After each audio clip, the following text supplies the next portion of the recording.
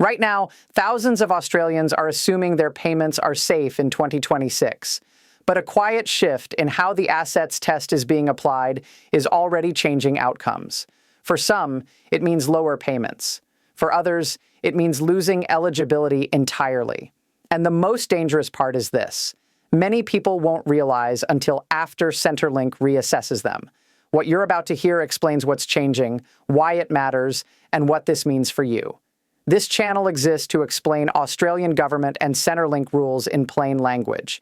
Not opinions, not rumors, just how the system actually works, based on the rules as written and how they're applied in practice. If you rely on the age pension, you're planning to apply soon, or you're managing your finances carefully to stay eligible, this is information you need before 2026 decisions are locked in. So let's be clear about who this affects. If you're already on the age pension, either full or part, if you're close to age pension age and expect to apply in the next 1 to 3 years, if you're self-funded but keeping an eye on the cutoff points, if you own assets outside your family home, if you've recently downsized, inherited money, or moved funds around, and especially if you believe I'm under the threshold, so I'm fine. If any of that sounds like you, listen closely, because this is where confusion is costing people real money. The government hasn't announced a single dramatic headline change called New Assets Test Rules for 2026. That's why many people aren't paying attention. Instead, what's happening is more subtle and more dangerous. The assets test itself still exists. It still looks at what you own, not what you earn. But how certain assets are counted, reviewed, and reassessed is tightening. And Centrelink is relying more heavily on reviews, data matching, and reassessments triggered by life events. In plain terms, the system is becoming less forgiving. Here's a quick reset. The assets test measures the value of assets you own, excluding your principal home. That includes bank balances, shares, managed funds, investment properties, vehicles above certain limits, and some superannuation depending on your age. If your assets are under the lower threshold, you may receive the full pension. If they're above it, your payment reduces. If they exceed the upper threshold, your payment stops. That part hasn't changed. What has changed is how often Centrelink looks, what triggers a review, and how strictly values are applied. In 2026, more reassessments are being triggered by events that people don't realize count. Things like selling an asset, gifting money to family, moving money between accounts, receiving an inheritance, even holding higher cash balances for just-in-case reasons. And here's what this means for you.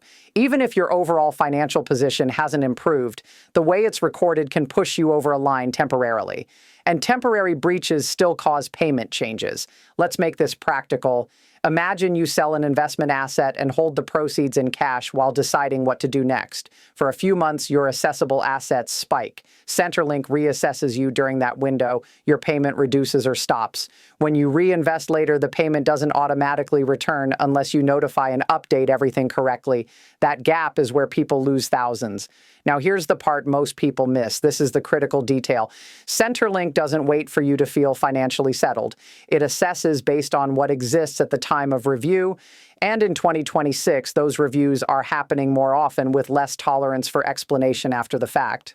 Another reset. If you're thinking, I haven't done anything wrong, that's not the issue. This isn't about penalties. It's about eligibility at a specific point in time. And this is where the confusion sets in. Many Australians believe certain assets don't really count because they've never been questioned before. But in 2026, previously ignored details are being looked at more closely. High cash balances are one. Money sitting in offset accounts is another. Assets held jointly with adult children. Even assets moved shortly before applying for the pension. People assume intention matters. In most cases, it doesn't. Centrelink looks at value, timing, and classification, not your plan. Here's a quick clarity point. There are steps you can take, but they only work if they're done early and recorded correctly. Another thing that isn't being clearly explained is how quickly payments can change. Many people expect letters, warnings, time to adjust. In reality, reassessments can result in immediate changes, with notifications arriving after the adjustment.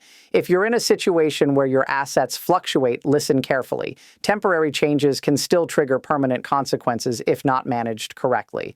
Now let's talk about gifting, because this catches a lot of people. Gifting rules haven't disappeared. You can still gift small amounts within limits. But in 2026, Centrelink is applying deprivation rules more consistently.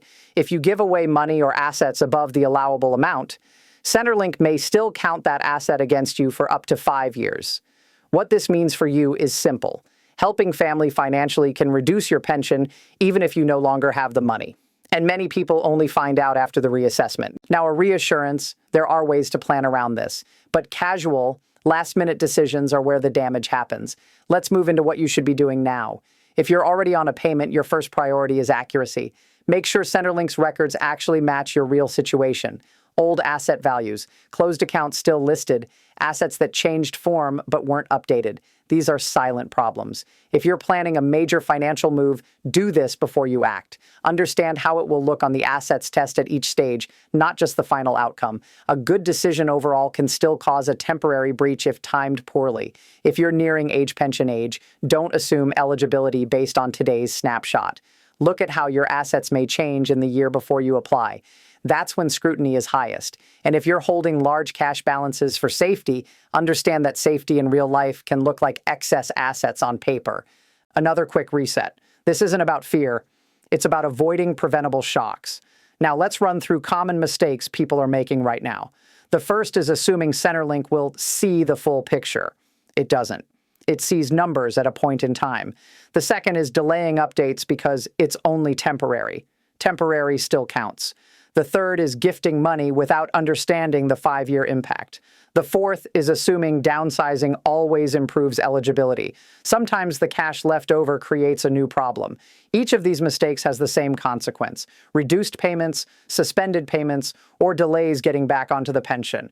Now, the final reminder, if you're an Australian senior, pensioner, or near retiree, the assets test in 2026 is not more generous. It's more precise, and precision cuts both ways. What this means for you is that awareness matters more than ever. Timing matters more than ever, and assumptions are more dangerous than ever. The good news is this: if you understand how the system looks at your assets, there are steps you can take. There are ways to structure decisions, and there are ways to avoid sudden shocks, but only if you act before Centrelink does. If this applies to your situation, pay close attention to any changes you make this year and next, because in 2026, the review won't be forgiving and the consequences arrive quietly. Stay informed, stay accurate, and don't let a technical detail undo years of planning.